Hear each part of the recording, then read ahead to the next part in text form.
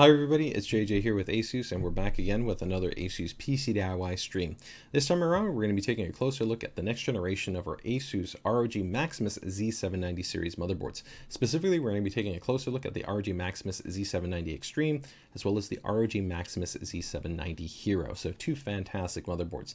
Now, in this first look preview, we can't get into all the specifications and all the details, especially because there is still a performance embargo. So make sure to go ahead and keep it tuned to our social media channels for upcoming information, as well as our formal launch live stream, where we'll have all the information broken down, including performance demos and a lot of other details that we can't necessarily include here. But you're going to be able to get a lot of information in this first look preview regarding kind of the aesthetics, features and functionality, M.2 audio design, a lot of kind of the specialized design elements that we have on this motherboards, and helping you to overall have kind of better understanding in terms of how this lays in terms of all the motherboards that we're going to be having for the Z790 chipset.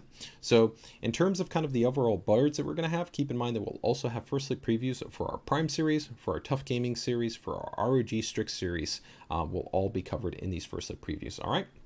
So let's get ready to go ahead and break things down. I think first and foremost, the first item that I want to go ahead and touch on is going to be ASUS's gaming lineup. So if you're not familiar with how we break down our motherboards, let's go ahead and touch on this quickly.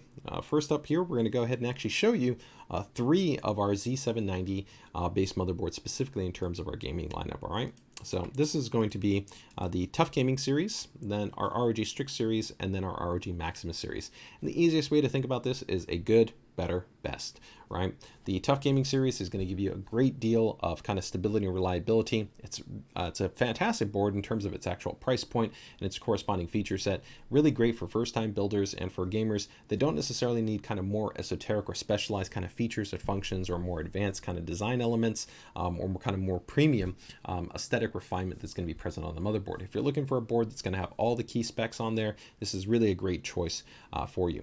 Moving over to the next board we're going to have is kind of our better offering, and that's going to be the ROG Strict series. It is now formally part of the ROG family and really helps to kind of level up all the kind of key aspects. In every way, you're going to have an upgrade from the Tough Gaming series, so better audio, more I/O, greater expansion, more kind of specialized features and functions that are introduced in the Uefi, a more comprehensive software suite. So across the board, it's a full upgrade. But then we, of course, move over into the best, our flagship series, which is going to be the Maximus series. With these series of motherboards, really, we're always looking to kind of push the design envelope and really offer you the most kind of innovative, performant, and highest quality boards that we can produce. And really, they offer an amazing experience in terms of kind of not just the kind of the premium design, but specialized functions and features. If you're an overclocker, they're going to give you the most extensive overclocking options. If you're kind of a premium water cooling enthusiast, you're going to have specialized options specifically for water cooling. If you really appreciate audio, you're going to have a higher grade of audio design with things like ESS Saber DAC audio implementations. There's going to be a lot more, and we're going to get into all those details, but hopefully this helps you understand the difference between kind of our entry Tough Gaming, then moving into our mid-range with the ROG Strict series, and then the ROG Maximus series. And again, we'll have first look previews for each one of these series, helping you to better understand each one of the respective boards and their overall designs. All right, so with that, let's now actually go ahead and touch on what we're going to specifically be doing for the ROG Maximus series of motherboards. So we will have 3 Maximus series boards for the Z790 platform. That's going to be the Extreme, which you can actually see right here. This is the Maximus Z790 Extreme. This is actually the prior Z690 Extreme. We'll also, of course, have really kind of the industry favorite, community favorite, and that's going to be the Hero, the Z790 Hero board. It's my personal overall kind of favorite motherboard that we generally produce in our lineup. It hits an amazing balance of really kind of bringing all the specialized design elements and features that we have for ROG Maximus boards, right? But without having to go into a larger form factor like we have with the Extreme with EATX, and really kind of just going to the next level for those that really kind of want those special items, but I still get so many of the key things that I'm really kind of looking for when I want a a truly kind of high class based motherboard. And last but not least, we'll have the Apex, which if you're not familiar with the Apex is going to be purposely designed for those of you that really kind of looks to push clock speeds, right? You're looking for an amazing, not only CPU-centric overclocking experience, but you specifically also want a greater DRAM overclocking experience, as that is going to be a 2 DIMM based motherboard, as opposed to pretty much all the other motherboards you're going to see are going to be a 4 DIMM based motherboard. And definitely we'll talk a bit more about that in the future when we get into the first look preview for the actual Apex base board. But with that, let's go ahead and actually take a closer look at this guy right here, the Maximus Z690 Extreme base board. So the cool thing about this motherboard is, of course, going to be first and foremost the design aesthetic. You can already see I've got it lit up. We've got the anime display matrix. We, of course, have the OLED live dash display, and then you have that cool RGB lighting zone down there, and you even have edge lighting that you have on this motherboard. So overall, it's really offering a really cool kind of design aesthetic. So before we throw it over on our secondary kind of camera here and we get a little bit of a closer look directly under that cam, let's go ahead and just take a look at kind of some close-up images of the board, and we can get a kind of better sense of the Extremes design for this generation. And we can actually also, let's go ahead and actually first take a closer look at the Extreme Z690 kind of side by side. Even though I've got them side by side here, you know, we can go ahead and put them side by side. So here, taking a closer look at the design aesthetic, we can see that we've got the Z790 and then we have the Z690. You'll see that pretty much they look almost exactly the same. They have the same monochrome design aesthetic. That means there's no fixed colors to contend or compete with your build. It's going to look fantastic. You have, of course, the anime display matrix. This is a fully customizable display, so you can go ahead and put in your own animations. You can actually put different types of text readout in there. It also now supports ASUS Aura Sync in a special mode, which means that kind of like right here next to the system that you see next to me, where I have this cool kind of synthwave color scheme there, you can actually have the enemy display matrix mirror that color scheme, or you can have it be independent, where in my current setup right here next to me, I have it independent. Then you also see right here the OLED live dash display. For this generation, this has now been upgraded to a color OLED live dash display. The really cool thing about the OLED live dash display is you can go ahead and put all kinds of pieces of information in there. So you can put things like, you know, temperature, frequency, voltage, multiple things, and they will cycle through. You can also even include custom things like water cooling information utilizing the water cooling zone headers. So if you care about, let's say, like temp inlet, flow information, you can actually have that displayed there. So very, very cool. You have that, of course, full edge lighting, which is on the motherboard, and then of course you have the ARGB lighting that's on here. Now this board by default is going to give you 3 ARGB headers, so there's going to be 1, 2, and then there's actually going to be 2 that are on the right angle. And that's the other thing that you might notice here is this is going to feature right angle based connectivity. And this is an EATX based board. So do keep in mind though, that if you are going to shift over to an EATX based board, because it's a bit larger, and of course you have these right angle connectors, they're really cool at kind of keeping things really nice and clean, but they can sometimes present a mechanical obstruction. So you do want to keep in mind the chassis that you're considering is not going to be limited in that regard. Okay, so that is an important point there. Let's go ahead and finish kind of bringing up some of our images here for the Extreme board. I like to also always show it off when it comes to kind of RGB off and on. So you can see right here, it's got a really cool kind of clean design aesthetic. Upgraded from the Z690 is going to be this kind of more slat type of design that we have on the actual bottom M.2 heatsink. So this is actually a massive heatsink and also a shroud. So it serves 2 functions, one aesthetic element, but actually also a functional design element, because once it's removed, then you have access to the onboard M.2 based SSDs, right? And that's similarly going to be same thing right here for this ultra large heatsink. This is not just a heatsink to add a visual flare along with the OLED live dash, but this is also what is going to be covering one of the primary PCIe NVMe slots that we have on the motherboard. So you can see, again, if you team kind of no RGB, the board looks fantastic. And if you're team RGB, then it's fantastic, right? So it covers you both ways. Nothing to worry about in that regard, right? So let's go ahead and just finish taking a closer look here at the board from a couple of different angles. And I also want to show a little bit of this right angle connector. So I think I have the right angle connector. Yep. Okay, great. So let's go ahead and take a look at this shot right here. And so you'll get a sense of actually the mass of the heat sinks. And when we put this here on the kind of secondary camera, we'll take a little bit of a closer look. But the thing I wanted to just show you right here is going to be that right angle type design. So you'll see that you've got your start button, your flex key, your debug, you have voltage monitoring points, and we'll do a little bit of a tour of the board in a little bit right here. But the important thing that I wanted to touch on is you're going to see that you've got one ARGB header here, another ARGB header here, and then there's an included cable that would actually connect right here to this ARGB header, and that is going to give you essentially a total of 3 ARGB headers, and then you're going to have one legacy 4-pin header. So that's going to be by your default what you can do in terms of supplementing kind of the overall aesthetic design when it comes to ARGB lighting. But the Extreme board is kind of the board that keeps on giving, and it does that by actually including the ARGB fan controller. And so the cool thing that we have with this actually included fan controller is, let me show you right here. This comes inside the box, And when you connect this, you essentially have additional fans, headers, and additional ARGB headers that you have access to. So this is really one of the value adds of the Extreme. It's not just everything you physically see on the Extreme, but it's actually also going to be about the included accessories. And so this can go ahead and plug into an internal port on the motherboard.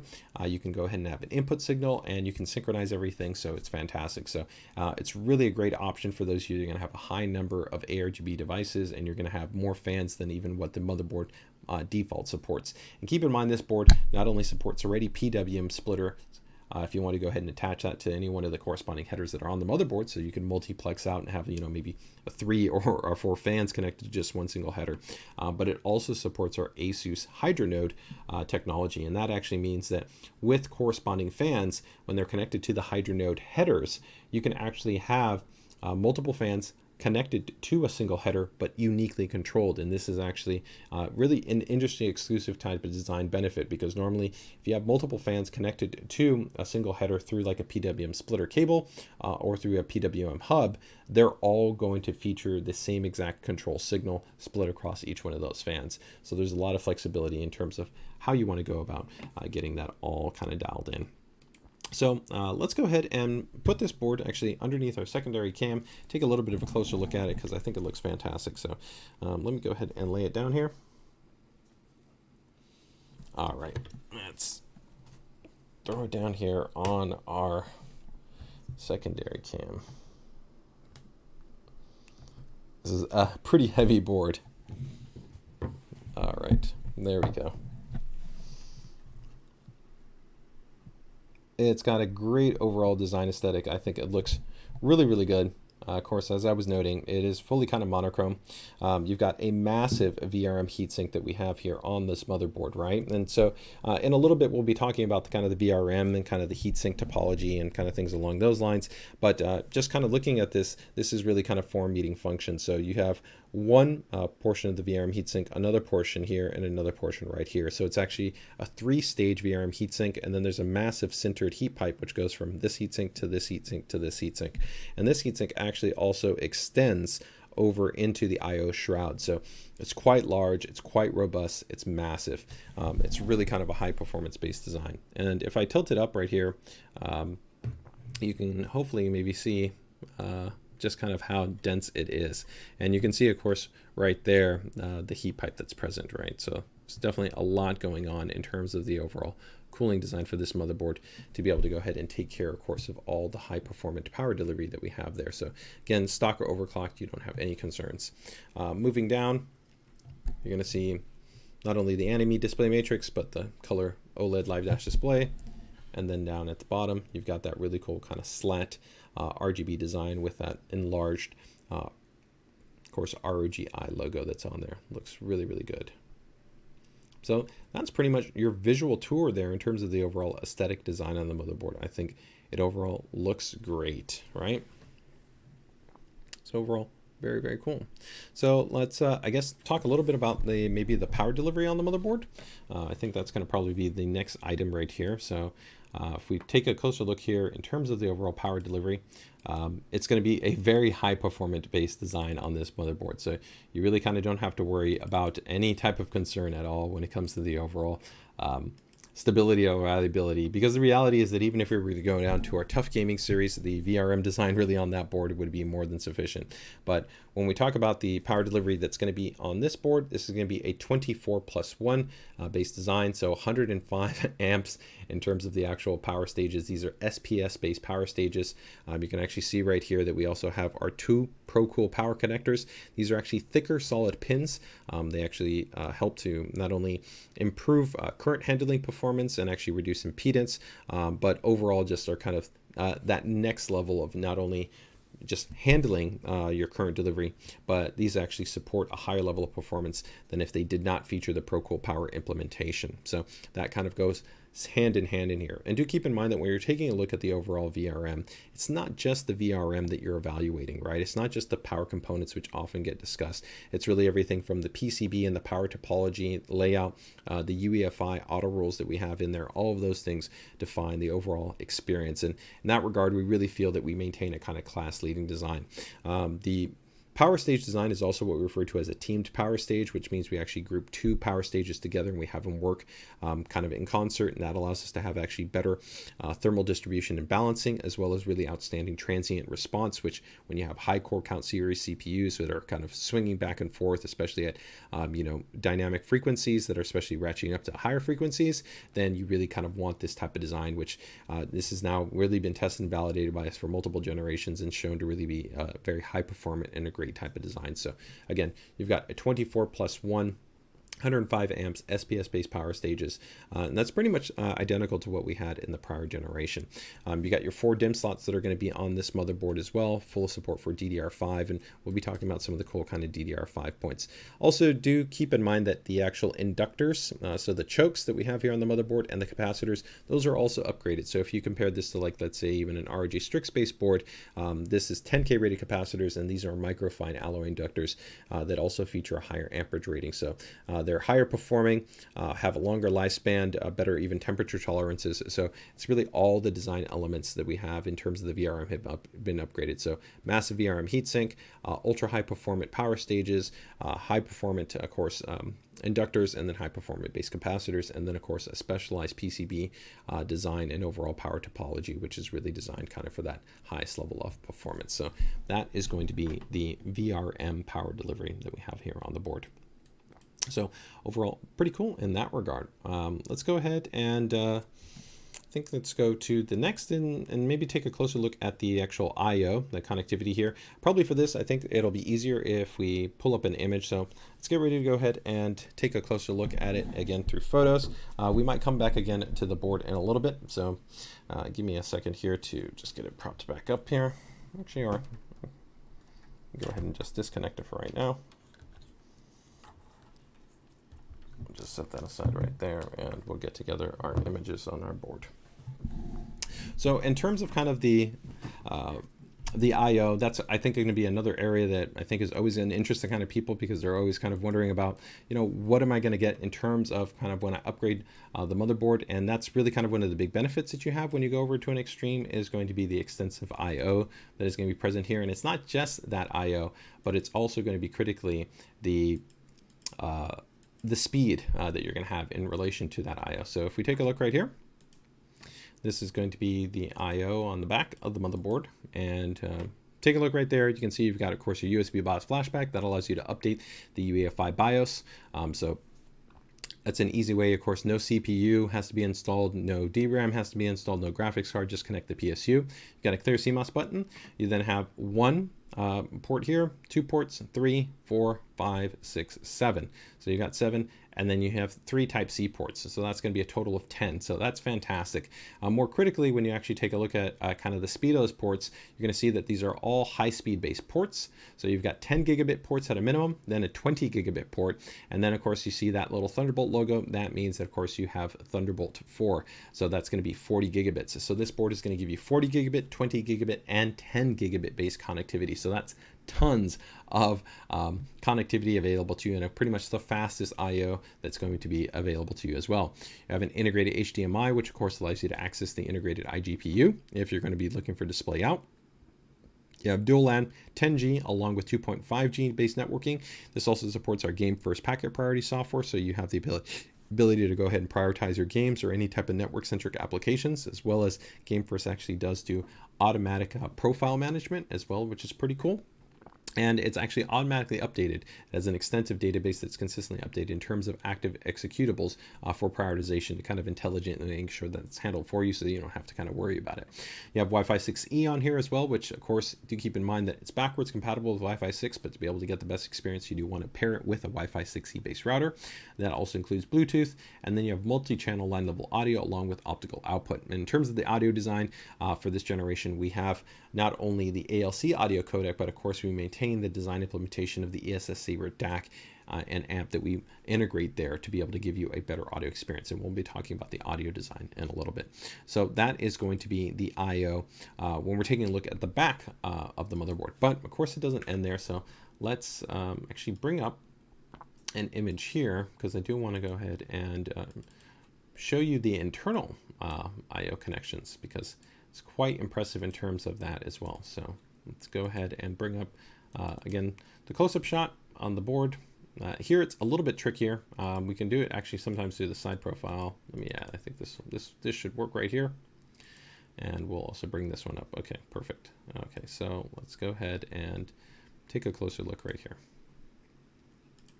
So maintaining our focus here on the I/O, when we take a look on the actual physical motherboard itself and not on the backplane right here, you're going to see that you have your 20 gigabits internal connector right here. So that is going to be your 20 gigabits Type-C, but then you'll also see a Thunderbolt 4 internal Type-C header. So this is going to be designed only for specific chassis that do support it. You'll be seeing chassis come out in the not too distant future that do feature front panel Thunderbolt connectivity available to you. So do keep in mind that you're not just going to be having your traditional right here 20 gigabits connector, but you're also going to have Thunderbolt connector. And then right here you see you have this PD power connector, and you might be wondering, well, what's going on there?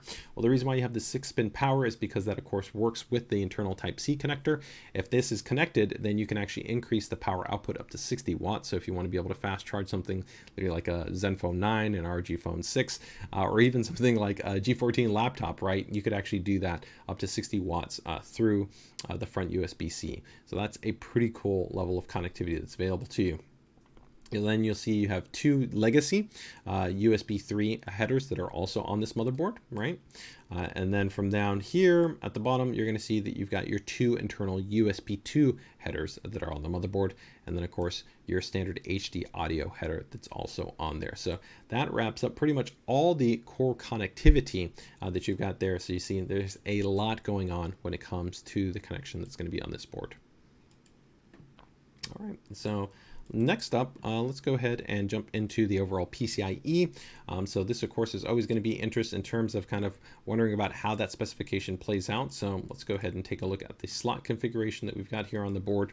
And it's going to be pretty straightforward. So you can see you've got one primary PCI Express slot that's going to be on this board, and then you have a secondary PCI Express. They're both, of course, are reinforced safe slot design. And then you have an open slot right here, which of course could be used for maybe something like a capture card or maybe an upgraded sound card. Different types of devices like that could be installed in this slot. So of course, spacing, we've optimally designed this, of course, to really be in alignment with our next generation based graphics cards, like our latest generation RTX 40 series based graphics card, which are of course going to be quite large. So whether you're going to want to be going with something like our current maybe 30 series based graphics cards, which are generally going to be around a 3 slot, or you're going to be looking at maybe our latest generation upcoming 40 series, which are going to be over 3 slot and actually going to generally be 3.5 to up 3.65, depending on which card you take a look at, then the slot spacing has been designed to really kind of complement that type of design layout, right? So that is going to be the PCIe layout that will be on this motherboard. And of course, you do have PCIe Gen 5 support, which is going to be kind of one of the really big benefits that you have by going over to the next gen based platform, right? Is that you get PCIe Gen 5 support for both not only graphics, but you also get it for your M.2 based SSD. And then of course, you're also going to have Ddr5 support based on this motherboard as well. So when we take a look here at the SATA and the M.2 storage, now this board is going to give you tons of flexibility when it comes to the actual storage configuration. So on the SATA, if we actually go back, I think we have to probably take a look here at the secondary image on the side of the motherboard, but I think I have right here. You can take a look. Yeah, this will work. We can take first look right here. Down here at the bottom, you can see you've got 2, 4, 6. So you've got 6 SATA ports that are going to be on there. If that's going to be kind of a focus in terms of offering you kind of, let's say, legacy, but still solid state based connectivity. Now, there are still users out there that are utilizing that, especially if you're looking for the ultra kind of large capacity options that you have in terms of SSDs. And next up here, or also traditional mechanical hard drives as well, right? But let's go ahead and take a look at some of the cool elements that we have specifically kind of for M.2, because this board does have some definite interesting items that we have here. And I think we should have it here. Give me 1 second.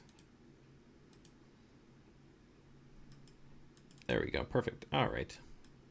Got the 2 images that I was looking for right there, because we want to be able to show not only the DIMM.2 add-in card, but we also want to be able to show our direct access here. So taking a look right here, you can see that you've got tons of M.2 expansion, right? So you've got one slot right here, you've got another slot right here, you've got another slot right here, and then you have right here your DIMM.2 expansion slot.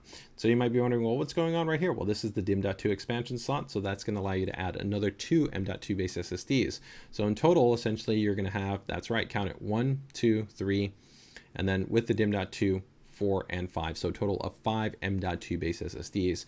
And the other thing that you're going to get from, of course, this being an ROG Maximus series is going to be the premium design. So you're going to have, of course, the Q design, which allows you to go ahead and install your M.2 SSD. Just go ahead and angle it in there, and then you don't have to worry about kind of any standoffs or any screws. Just turn this little latch and it will lock that M.2 base SSD in place. You'll also notice that actually all 3 of these drives are going to have what we refer to as a dual contact design. Essentially, there's a rear heatsink, and then you have the thermal pad. So when you install the actual M.2 SSD, it's going to provide a benefit of actually making contact with the front side of the M.2 SSD, which has maybe the controller and the NAND, and then also the rear, which also has NAND. So that's going to be important for the highest performing PCIe Gen 4 and for the next generation PCIe Gen 5 drives, which can produce higher heat levels when they are very much saturated or being kind of heavily tested. So do keep that in mind. And for kind of just reference, let's go ahead and take maybe a closer look here at an M.2 SSD so you can see exactly what I'm talking about. So we'll take a closer look here in our secondary cam.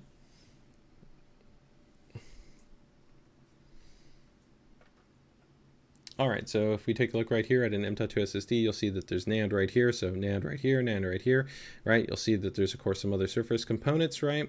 And then right here, there, you can see there's the controller, there's NAND, and there's also NAND, right? And so ideally in this, of course, dual contact type design, that means that we can cool the front and we can cool the back, right? So both sides are going to be cooled. So that helps to just provide an overall better experience, right? And if we're taking a look here at the bottom for the Q design implementation, we can actually see how simple it is to be able to install an M.2 SSD. So let's go ahead and I guess let's do it with this one right here.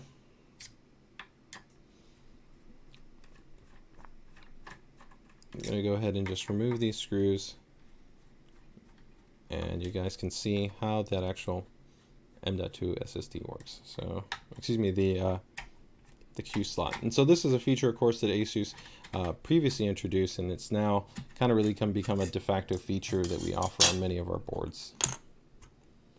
So you can see right there, of course, there's the thermal pad, right, and there's the actual Q-Latch. You can see I angle in my M.2 SSD, right, and then all I have to do is lock it into place, and that's it. It's very straightforward, very easy to go, and you can see on the other side, right, this is all metal, right, so it serves as another heatsink, and then from there, of course, you also have your thermal pads, right? Now, another kind of feature too, and we talked about PCIe, right, is going to be that once you install your M.2 SSDs, it can be a little bit of a challenge, of course, to be able to access your graphics card, right, in terms of maybe potentially removing it or doing maintenance or doing kind of anything along those lines. So the cool thing right there, of course, is that we do have our Q-Release design. So if I go ahead and put in a graphics card, let's go ahead and mount that graphics card in there. You'll see that I have that locked in place, right?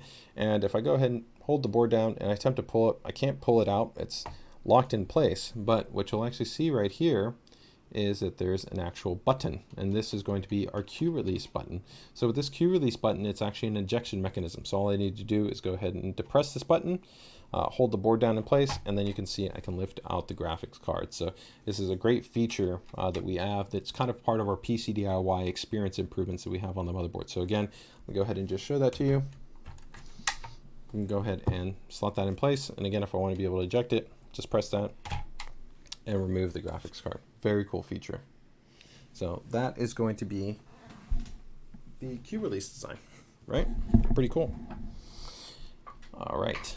So next up, let's go ahead and take a look here at the audio design on the motherboard.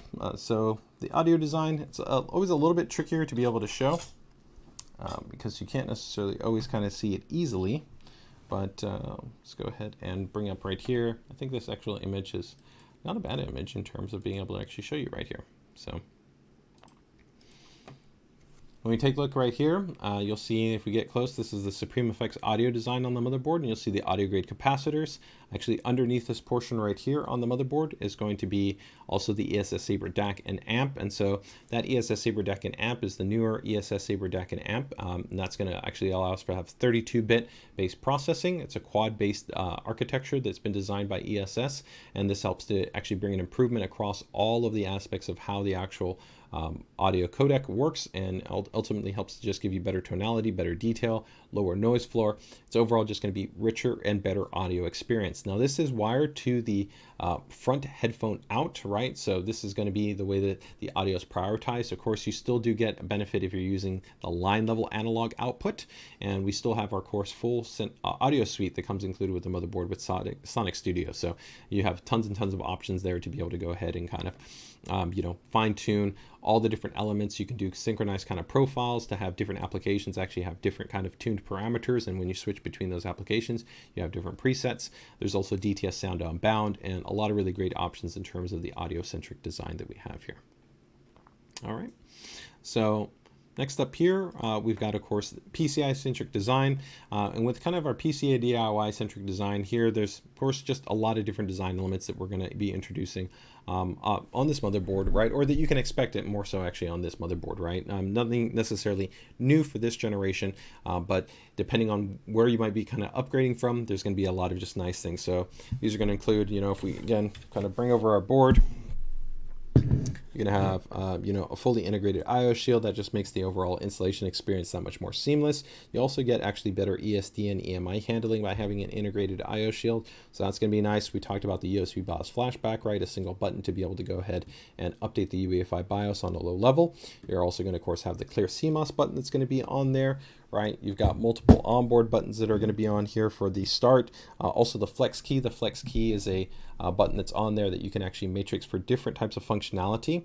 So an example of that is maybe if you want to go ahead and have like a direct UEFI boot, or you wanted to toggle this to different items, you can actually toggle this inside of the actual UEFI environment, which is pretty cool. The Q-Release. We also have the Q-Latch design, right? So both of those are going to be present. You're also on this board going to have quite a number of kind of specialized kind of switches that are going to be down here at the bottom of the board, and we probably can show those a little bit better off if we do take a closer look here. Now, it's important to keep in mind that some of these we can't get into yet because they do relate to kind of performance benefits. But if we use kind of Z690 as a reference, many of these buttons are going to be focused for, I'd say, extreme centric users. So users that are going to kind of be performance tuning their board and maybe are going to be looking kind of for more kind of options in terms of, as you can see right here, BCLK kind of clock adjustment right here, the reach height button, or even dual BIOS. So this is actually a true dual BIOS based design. So that actually means there's two independent ROMs. This is, I think, one of the really cool things about the Extreme board. So if you essentially want to have one version with one build and then another build, and you're simultaneously testing, maybe going between different builds to see if there's maybe a better performance benefit, or if you're kind of different tuning parameters and you want to be able to go and switch them back and forth, you can do that.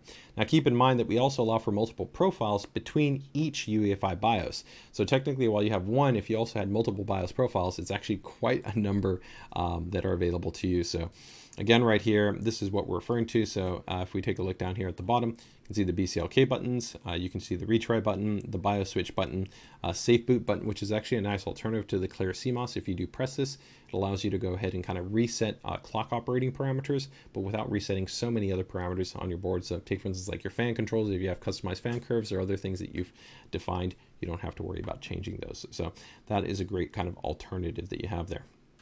Right.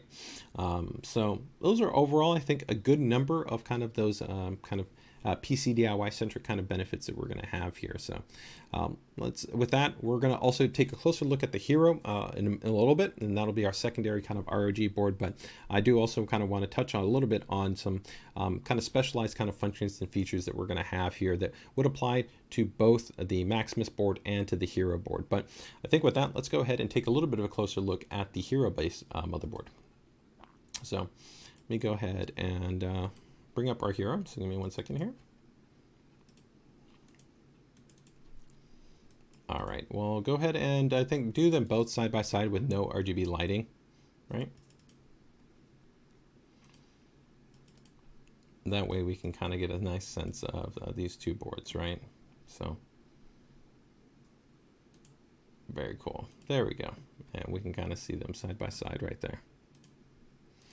So here you can see this is the ROG Maximus Z790, and then we have the ROG Maximus Hero Z790, right? And so ID design right here, I think, again, looks really, really great. I love this kind of design finish that we put on the Hero series, where this features what we call our polymo lighting design, which is not the same kind of full anime display matrix. It actually has different layers, and those layers can actually, again, be controlled within the Armoury Crate software, so you can actually go through three different lighting layers to be able to kind of give a little bit of a different aesthetic. And of course, you can still have the RGB color profiles that you can go ahead and define, so that allows you to have a little bit of a different look and feel.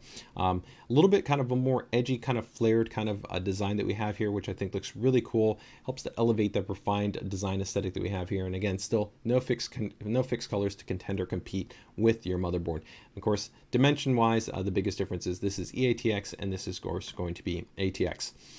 So let's go ahead and take a little bit of a closer look at just some of the actual ID design right here with, let's say, the polymo lighting enabled, right? So let me go ahead and there we go. I think that's it's a good little reference right there. So here we can see with no RGB lighting, and then here we can see with the RGB lighting. Now, compared to the Extreme of course had 3 RGB lighting zones. So you had one lighting zone here, had another lighting zone here, and you had that edge lighting. On the Hero, you just have that one primary large polymo lighting zone. And again, keep in mind that this is a multi-layered base type design. So it's just like the previous Z690 base design implementation, although the ID design, the layers have been revised for this generation, so they are different, right? And then you still have 3 ARGB headers that are going to be on this motherboard. And of course, you can still multiplex those out if you want to be able to run, you know, like 5 fans or something like that from one single ARGB header. That's entirely possible. These are Gen 2 headers, so that means they actually support up to 500 LEDs per each one of the corresponding headers. So a lot of flexibility to be able to run multiple ARGB fans, all from one single header. Just keep in mind that when you do connect multiple fans to one single header, you are generally going to have what's called a mirrored output control. So it's just like a fan. So that means all the fans are going to essentially have the same RGB control signal. Okay. So that is going to be the Hero. Let's go ahead and take a little bit of a closer look at some of the core specifications in case we just need to kind of compare those just kind of for reference. So it's going to be very similar to the Z690 base motherboard in terms of the kind of the core spec that we're going to have right there. So let's go and bring up again here this one, and we'll take a look here at the VRM. So kind of keeping things in order right here. In terms of the VRM, you still have a very high performance base VRM topology, pretty much the same thing that we talked about here. So 10K rated capacitors, microfine alloy inductors, teamed power stages. In terms of the actual configuration for the Hero is going to be a 20+1 with 90 amp power stages. Those are also SPS based power stages, and also in a teamed power stage configuration. So 20+1, 10K rated capacitors, microfine alloy inductors, large high performance base VRM heatsink assembly, the ProCool power connectors. There's also a heat pipe that runs between this large heatsink and then this large heatsink right here. So again, stock or overclock, you're not going to have any concerns when it comes to the overall temperatures for this VRM assembly. This board also does feature the differential dye sense voltage monitoring, which is an ROG Maximus Series exclusive feature for a more accurate way that we actually provide monitoring in terms of vCore. So if you kind of care the most about that information, you have that available to you. And that's on the Extreme and on the Hero, although keep in mind the Extreme does have the Voltition. So the Voltition is kind of even a more specialized option that you have available to you for voltage monitoring, as well as kind of for some very advanced type of monitoring, especially for those that are kind of looking for overclocking insights. Okay. In terms of kind of the rest of the layout that you're going to see here, it's going to be pretty similar. So of course you have the start button, the flex key that we also talked about, the 20 gigabits right here on the front USB-C, and the 60-watt power that's also going to be available to you. This board will also support a high number of M.2 base SSDs. So you're going to have the same total of actually M.2 base SSDs that will be available to you on this board. So that's going to be a total of 5. But instead of the DIMM.2 adding card, you won't see any DIMM.2 adding card. This motherboard will actually support the total of 4 on the motherboard, and then you'll have the 5th supported through the Hyper M.2 add-in card. So let's go ahead and take a look at the Hyper M.2 add-in card. Let me see right here. Should have it right. Yeah, this is it. And I think, let's see.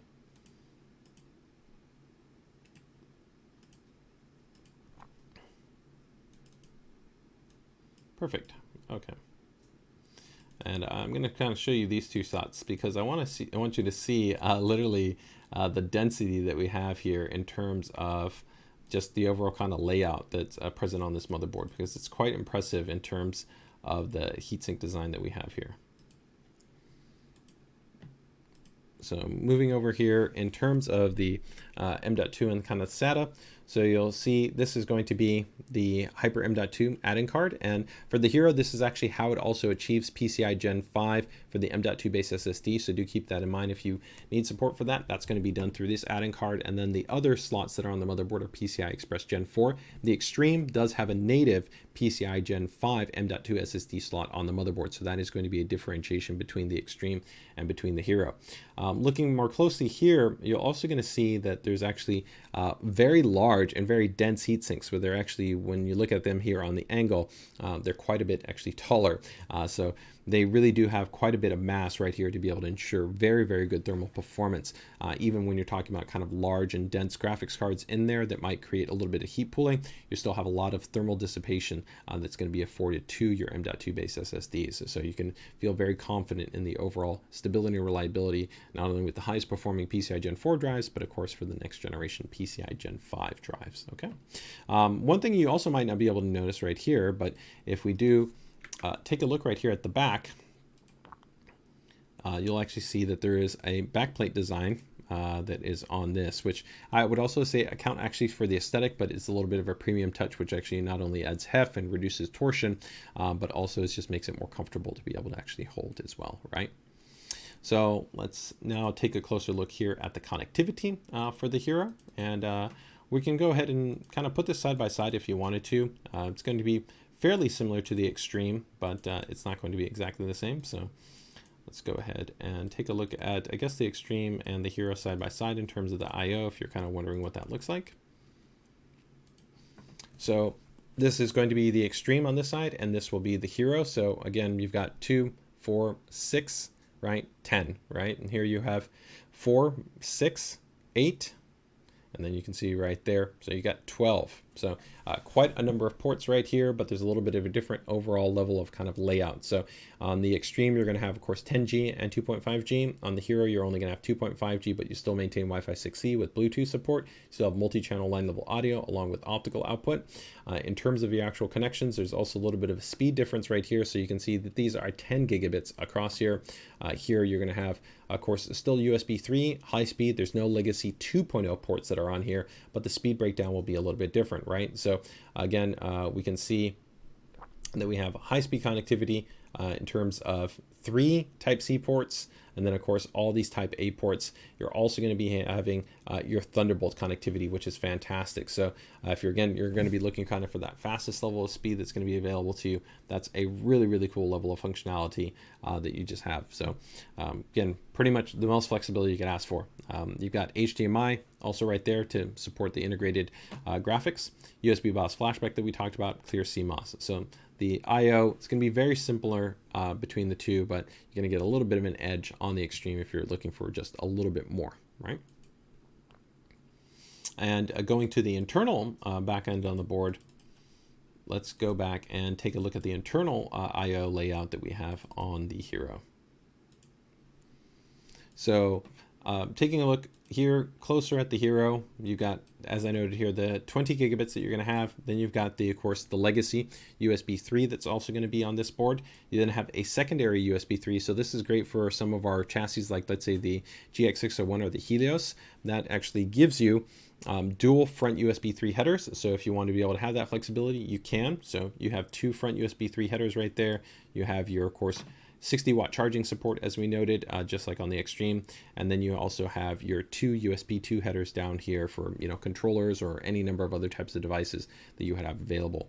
Now, one cool feature that you're also going to see right here that I haven't touched on, but it would be in relation to PCIe in terms of the slot layout. So if we take a look again, you have the slot layout, you have PCIe Gen 5 support, you have actually 3 slots on here versus 2 slots, although keep in mind electrically, you can see right here, this is not a full kind of by 16 electrical, where you can see this is a full by 16 electrical, right?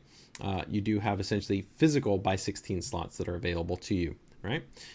And down here, this alteration mode switch is pretty cool. This will allow you to go ahead and actually have the board operate for those that might be using a maybe a riser cable and need to kind of switch between PCIe Gen 4 or PCIe Gen 3 speeds. You can do that actually through this alternation mode switch, as opposed to kind of maybe being in a tricky situation where you might have to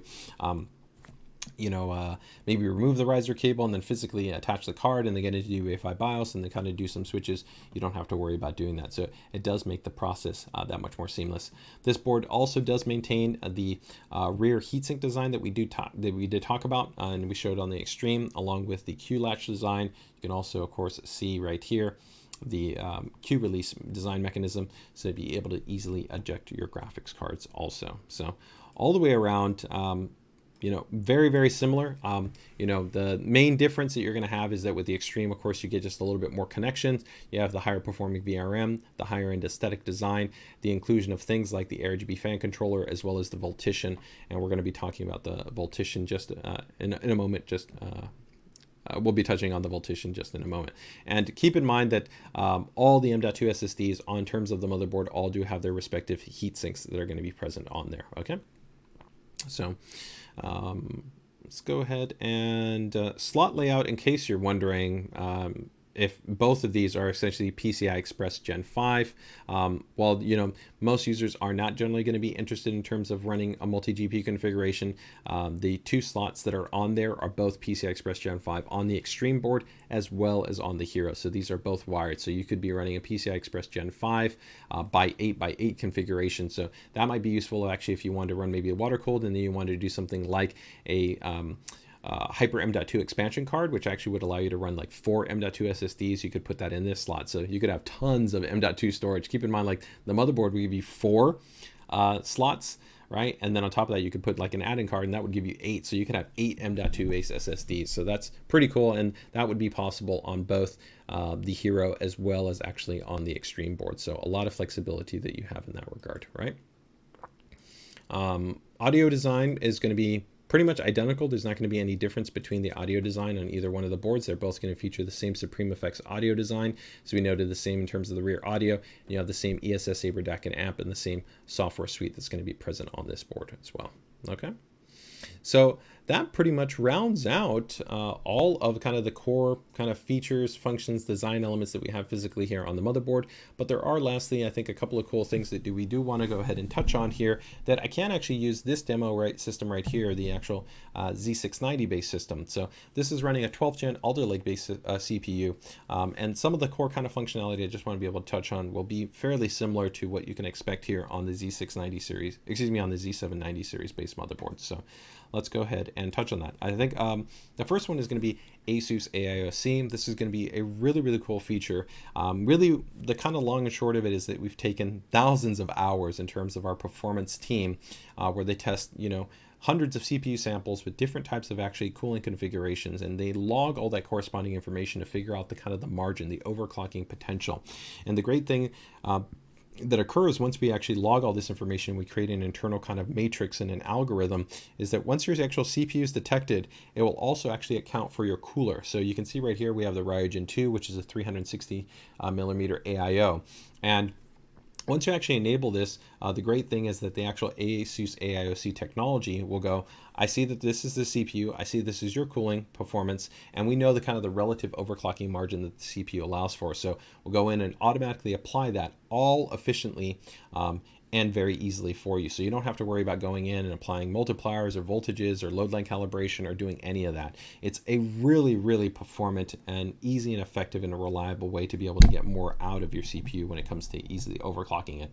And the big benefit that you have when it comes to ASUS AiOC is also going to be that it utilizes adaptive voltage control. And so what this means is that once it's actually enabled, it does this through per core overclocking, which the key benefit that you have with per core overclocking is that you're not leaving frequency on the floor, as opposed to going with an inefficient all core overclock where all of your cores are overclocked to the same degree and you're forcing an artificially high level of voltage to maintain stability there. It's not great, because then when your system is coming down at load, the voltage is not dropping down. So it really benefits kind of all scenarios where the voltage will go up just incrementally when it needs to boost up to those higher per core values, and then drops down when it's going in those more kind of idle states. If you're just kind of watching a video, if you're just doing basic content, you know, or you're kind of browsing the web, you're checking email, looking at photos, whatever it might be. So that's a really great thing. And also it's consistently always tracking the temperature. So if, let's say, your cooling performance somehow was going down, if your ambient temperature kind of went up or things like that, the really cool part to that is that it actually would reduce the overclock because it realizes your cooling performance has gone down. Vice versa, if you actually got a better cooler and it had more thermal headroom, it would actually retrain the information, and you could actually see an increase in terms of overclocking. And even for those who either want to be able to manually do things, the great thing is you can go in and you have a lot of flexibility to be able to manually define things and use it kind of as a baseline. So if you feel that you want to kind of fine tune it, you can use an optimism slider to be a little bit more conservative, or even be a little bit more aggressive, or you can just use all the base values. So let's actually quickly just show you how easy it is to be able to take advantage of this. We can actually go right here to our desktop. So right here you can see I'm in the desktop for this Z690 base system, and this is actually running the Extreme. So you can actually enable ASUS AiOC directly through our Armoury Crate software. You'll see right there that there's a click of a button, and all I would need to do is go ahead and click this button right here, and that will allow me to go ahead and enable ASUS AiOC. Now, generally in terms of how you want to do this is normally you would you know, just use your system for probably about an hour, and it would actually track the system temperature for you. And you know, once it has that essentially information, then you would want to enable it so that it has kind of the best baseline to know. Now, if you want to kind of be the most kind of extreme in terms of the temperature, you could actually run a stress test on your system if you wanted to. Although keep in mind that the thermals that you have for, let's say, like a stress test are very different than if you're just going to be gaming on your system, right? So that is where I wouldn't necessarily always recommend a stress test to be able to create the temperature baseline, but it's entirely up to you. Once you define that, then the system can go ahead and define the overclock, and you're pretty much good to go. And so right here, it's actually going to reboot. You can see it's gone ahead and already applied the ASUS AiOC based overclock, and it's literally that simple. Now we can reboot into the UEFI so that you have the ability to see actually all the little cool values that have shown. So even though I'm executing this through software, it's important to keep in mind that this is true kind of a combination between hardware and firmware and then software to be able to kind of realize this all in a really simple way. So our system is loading up everything right here. And again, in a moment here, we can go ahead and bring up Armoury Crate. And for those of you sometimes wondering about, hey, the latest version of Armoury Crate, it's really great in terms of its overall stability and reliability and core functionality. We've evolved this really multiple times over the last couple of years, and we're now under version 5. And really the feature and functionality is quite solid. And even things where sometimes people wonder about kind of the efficiency of the application. The cool things that you'll actually notice in terms of Armoury Crate, that if we take a look at actually the application itself, it is considered what is called a lightweight application. So if we kind of pull things out right here, it will actually be ranked as a very low application. And there'll also be that sometimes you'll see these little UWP. Actually, Armoury Crate is considered what's called a UWP application. The benefit of actually a UWP application means that the program is pretty much suspended until it's actually brought into the foreground. Once it's actually brought into the foreground, then it actually starts to utilize resources. But it actually is very minimal in terms of its overall footprint in that respect. So you can already see right here that the frequency went up. Before we were only at 5 gigahertz, but the actual per core overclock has already been dialed in there. But you can see right here, it's actually idling, right? And so the great thing is that that frequency will dynamically go up and down just like it normally would. So it allows there to be a lot more efficiency in terms of the amount of voltage that's driven to your CPU. So while of course overclocking can shorten the lifespan, this is kind of one of the best ways to do it, because you can help to kind of do it in the most efficient and sensible way, right? And keep in mind that the analysis that we've done is really not possible by an end user, because we've gone literally through hundreds of permutations and samples to really be able to kind of understand what's the level that we really kind of want to be able to dial in there to be able to enable this experience. So a really cool level of functionality. But let's quickly go into the UEFI to be able to show you what this looks like. So we're going to go and reboot into the UEFI. So let's go ahead and reboot in there, and we can take a quick look. And you can actually see kind of the what we call the AiOC based options. So if you're a little bit more of an advanced user, this is kind of a cool level of functionality that you have available to you. Again, you don't need to do any of this really to benefit from it. The great thing is that all you're going to need to do is just literally open up Armoury Crate and enable it, or if you wanted to do it within the UEFI BIOS, you can do that. You can actually tell you right here, you can see it says that we have that overclocked to 71%. And as we enter into the UEFI environment, you'll actually see right here that there's a whole little prediction table. So it tells us actually the rating for our CPU, the cooler score, and corresponding kind of target points of information. But if we actually want a little bit more, we can actually go right here to the AiOC guide, which would give us a lot of kind of information about the way the AiOC is working, its overall kind of functionality and everything like that. But we've gone ahead and already enabled it. So we can head over here to Extreme Tweaker, and we can go to AI features, and under AI features you can actually see that the overclocking has occurred for not only the P cores but the E cores. So you can see right here 5.4 gigahertz on 3 cores, 5.3 on 5 cores, 5.2 on all cores, right? And you can see all that information in, right? So adaptive voltage, it's all been tiled in there. And if again you wanted to kind of go ahead and fine tune this, you have more flexibility in terms of you could have a packet temperature threshold, which is pretty cool if you want to be able to have kind of it account for a specific temperature target if you wanted to do that, right? The optimizing scale, which I talked about, right, where you could either go ahead and lower this or you could increase it depending on whether you want to be more conservative or you want to be more aggressive, right? So overall, a very cool level of functionality. Now, the next thing I actually want to show while I'm in the UEFI is going to be our Ddr5 support. We've really spent a huge amount of time to be able to offer a great experience, and that includes things like we actually have an integrated mem test function where you can go ahead and actually test your memory. So if you just reboot into the UEFI environment, as you see right here, you have the ability to actually stress test your memory. So when you're first putting together your system, you don't have to have an external bootable utility or anything like that. You can actually load up in this and you can go ahead and test your memory. So it's a really great option. Once you go ahead and exit it and you've gone ahead and completed, let's say, the test, you then even have more options that are available to you. So you can go here and you can do an actual benchmark. You can have comparative information. It's a really nice utility that, again, is just built straight into the actual UEFI environment.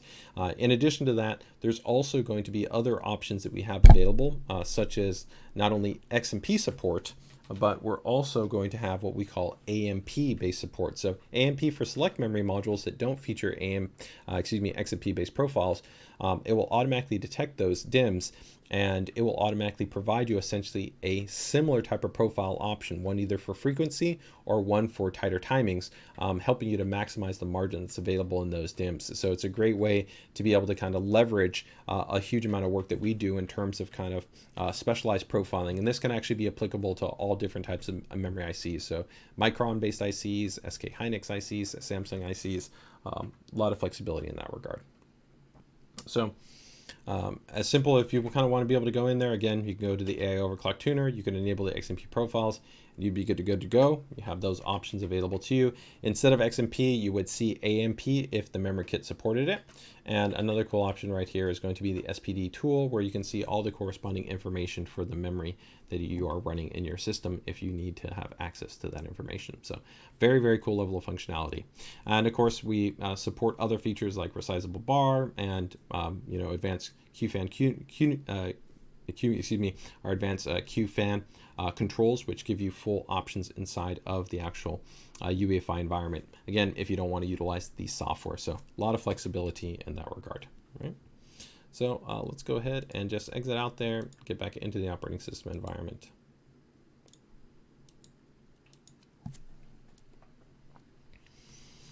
Okay, so overall, those are going to be a lot of the great features and functions in there. The last item that I want to be able to show off within the operating system is going to be one other cool feature that we've introduced. It's going to be a newer version, and I can't show it to you on here because it's actually exclusive for Z790, which will be our AiCooling 2.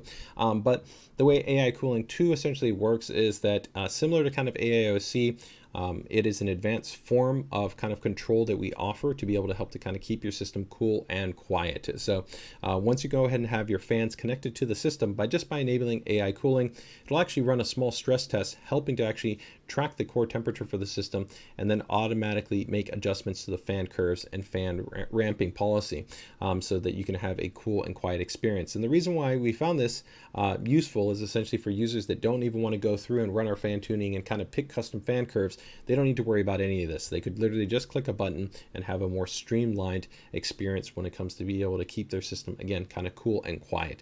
Now keep in mind that we will still automatically have a fan curve in play, so that if, again, you want a very quiet experience, right? So when you're reading something on a website or taking a look at images or whatnot, everything's going to work great. It's going to be cool and quiet, but the moment you jump into a game or more stressful application, the fans will still go ahead and ramp up accordingly. So you don't have to worry about it in that regard.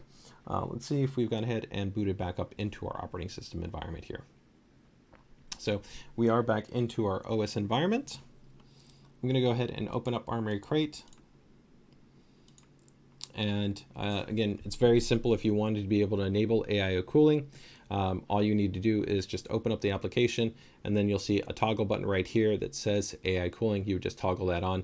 You also do have one-touch options right here for the Fan Expert fan controls if you wanted to be able to go ahead and make customization in regards to your fan controls. So a lot of flexibility there. And speaking of fan controls, you do have the Fan Expert functionality, which has been introduced for this generation. So in the past, you might have had to actually go into AI Suite to be able to access that, but now you can just go ahead and load that up within the Armory Crate software, and you have that access to be able to go ahead and run all kind of your fan tuning and profiles. And so the cool thing there with the fan tuning and profiles that you have available to you is you can still do all the things that we've done in the past. So you have, fan ramp policy. You have, of course, support for fan stop, where the fans can actually go down to a full stop value. You have customizable profiles. You have, of course, multiple fan curve gradients that you can go ahead and customize as well. And you have temperature input mapping. Some people aren't always familiar with this concept, but essentially you have the ability to have your fans respond to different temperature sources. So if you didn't want to respond always to the CPU, but take, for instance, you wanted to respond to the GPU, you could have it respond to the GPU. If you wanted to respond to the VRM, you could do that. If you wanted to respond to different points, there's multiple points that you have available to you, and you can have those as the point that the actual fan responds to. So a lot of flexibility when it comes to our cooling functionality on these motherboards. So overall, that pretty much wraps up our first look preview here on the ROG Maximus series of motherboards. So again, pretty much we've broken down here, giving you all the key information for our ROG Maximus Z790 Extreme and our ROG Maximus Z690 Hero based motherboard.